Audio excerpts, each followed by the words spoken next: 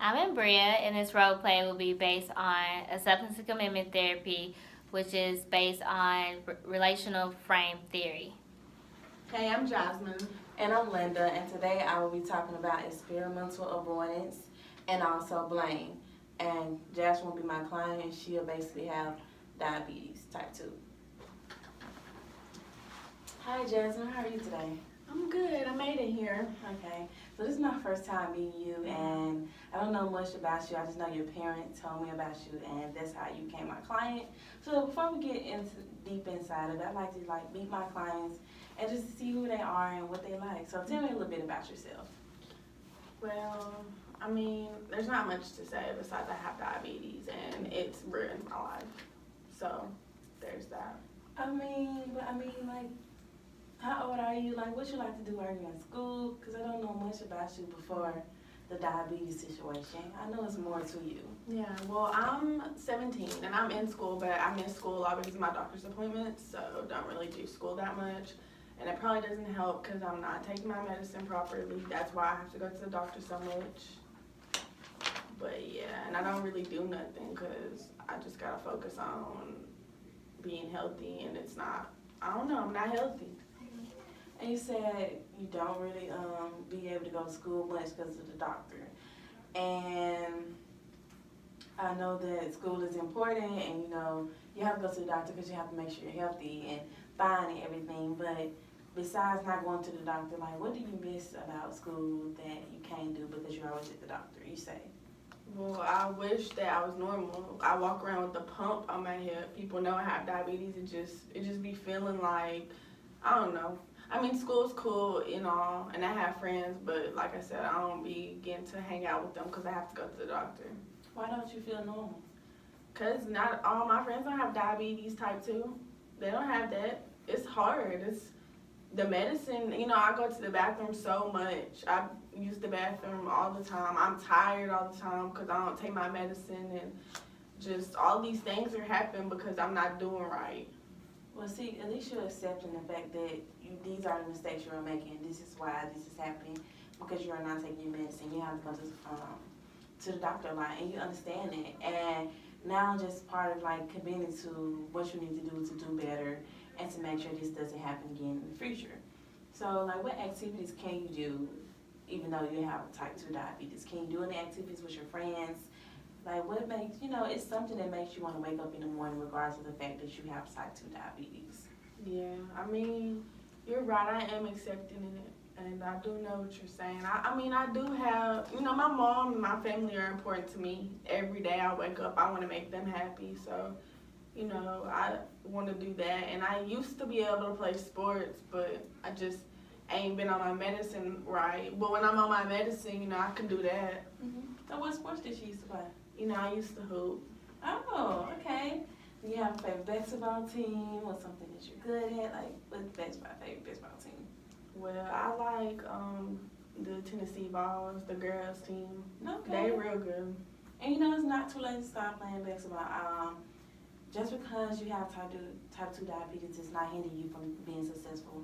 It does not separate you or segregate you from your friends or who you are. Mm-hmm. This is something that makes you unique, and accepting that you are unique and it doesn't hinder you in any way. That's what makes you you. Mm-hmm. All of your friends are not the same. Do all your friends have your skin tone, your color hair, your color of eyes? No, they don't.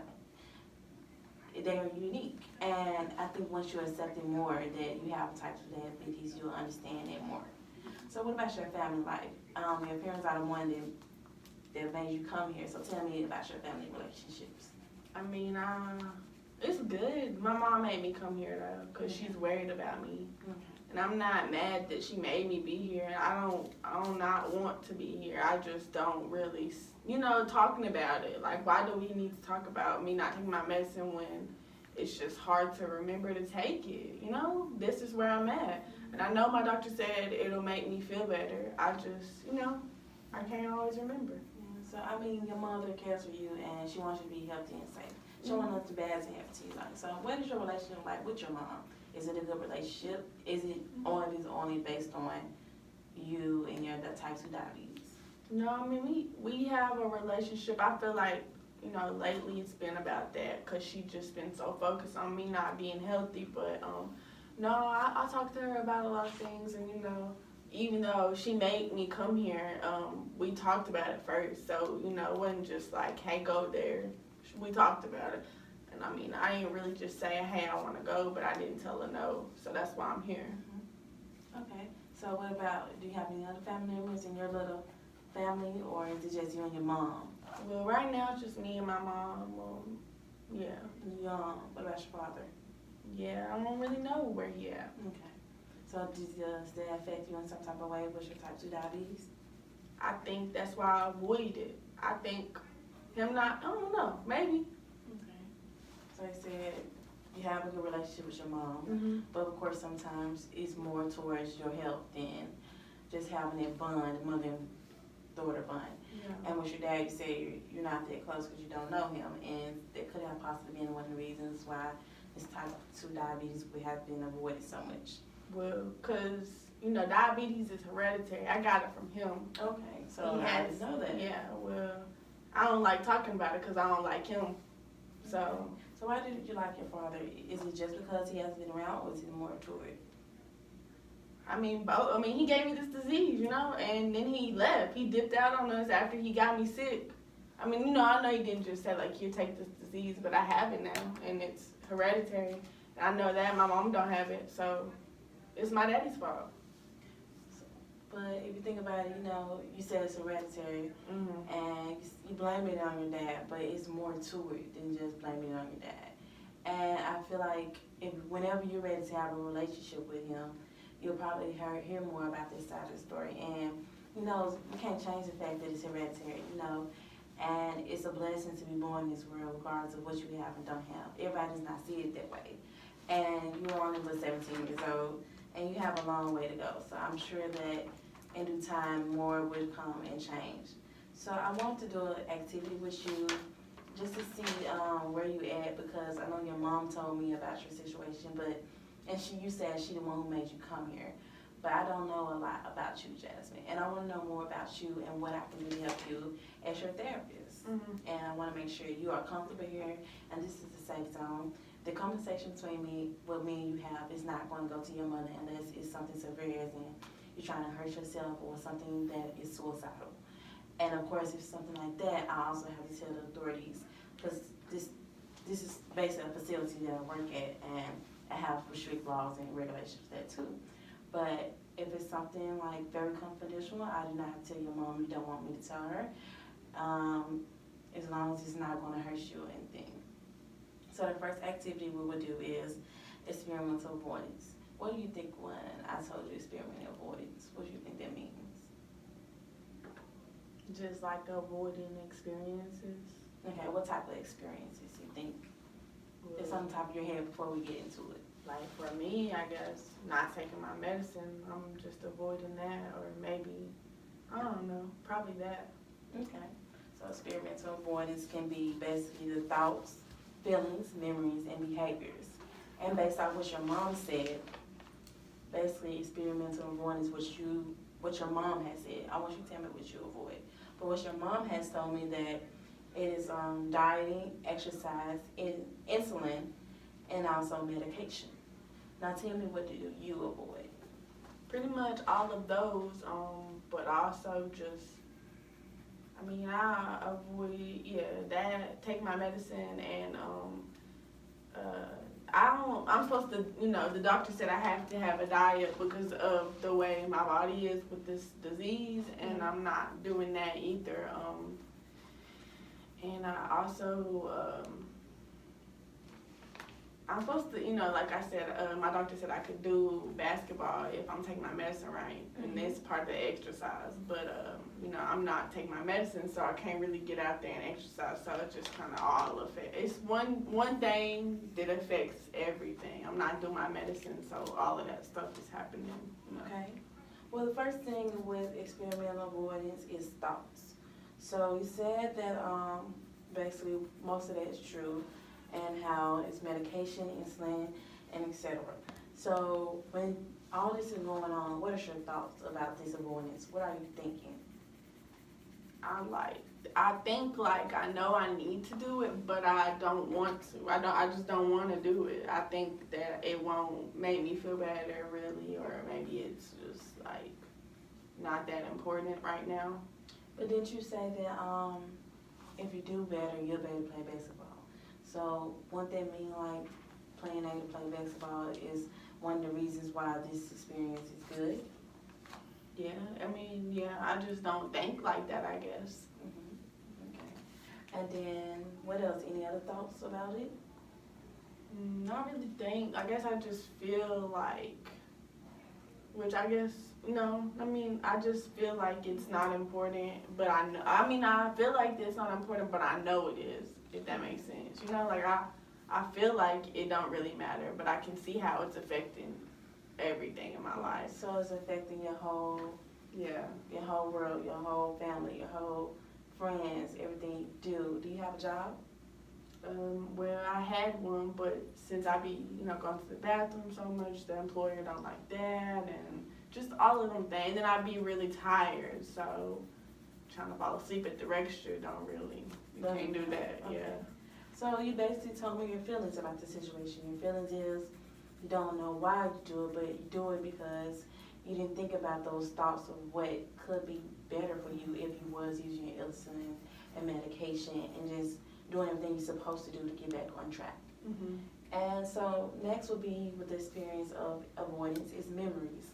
So when you avoid these things, what memories pop up in your head? Well, like I say, my dad, Mm-hmm. and just the fact that, like, I feel like he gave me this disease and then just left. And the memory I have is him leaving. So you don't have any good memories of your father? Not that I can recall, no, but, like I said, he wasn't really just there. Okay. Do you have any other memories or just the memory of your father? I mean, I had the memories of my mom laid up crying about it, We don't got the money either. Okay. So how does it feel when you know your mom would have the money for your insulin? Make me feel bad because I'm not working. Okay. And do you know what you can do to help make it better so your mom doesn't have to always pin on the medication? I know what you want me to say. What is that? Take my medicine so I can go to work and just, help my mama out. Well, it's not what I want, it's what you want. Well, I know that'll be good for me too, Okay. At least you committed into it and you know that if I accept this, I can do better. Yeah. And last is behavior. So has you basically, when anything of this, your behavior has to change. And sometimes it takes steps and moments in your life for that behavior to change. Mm-hmm. How has your behavior inflicted you in your avoidance from taking your insulin and exercising, taking your medication, and just making you to have complete hunger and like blurry vision? How's that affecting you? Well, I mean, I don't always be so nice to my doctor, which isn't good because he's just trying to help me. And same with my mama, my behavior will be like yelling and screaming and, being mad because I'm not sleeping, or, my vision get blurred and then I can't like see in class. That affect my behavior in class because I can't really do my work. Mm-hmm. Then, teachers always like, why you going to the bathroom? And I get an attitude with them because they know I got a disease and it's making me go to the bathroom. So don't ask, don't ask about that. Don't bother me. I'm just, my attitude just, that's my behavior, having an attitude, And you have this attitude because of the fact that all these symptoms are coming from the fact that this is what your insulin is doing to you. Yeah. Mm-hmm. It's just, and I understand. Yeah. I understand. I feel like you're doing the best you can, and sometimes it's hard to do that. And I can't put myself in your shoes because I don't have type 2 diabetes. All I can do is show you, and basically based off what you're telling me, make sure you go on the right path, but be independent from that path. Not let me tell me what you need to do, but you tell me what you need to do. And basically you're telling me what you need to do. You need to change your behavior and attitude. Yeah. You need to take your insulin. And sometimes not thinking about the medication, more towards exercising and dieting would be a cheaper method than so much money on insulin. And you talked about the memories of your father and everything that it has brought to you. And overall, you're doing a good job and you're not blaming yourself anymore. And I think if you continue with that, Jasmine, you'll do good in life and nothing will stop you. So just continue. In our next session, we will continue this and just how to get over these type 2 diabetes. And just not thinking about it so much, but don't avoid it. Yeah. And I think you helped me accept that. I feel like I know now what I need to do, and I can accept the fact that this is my life. I'm not gonna get rid of this disease. So I'm gonna try to decrease those behaviors by doing things that I should do. Good job. Okay, we'll see you next time. All right.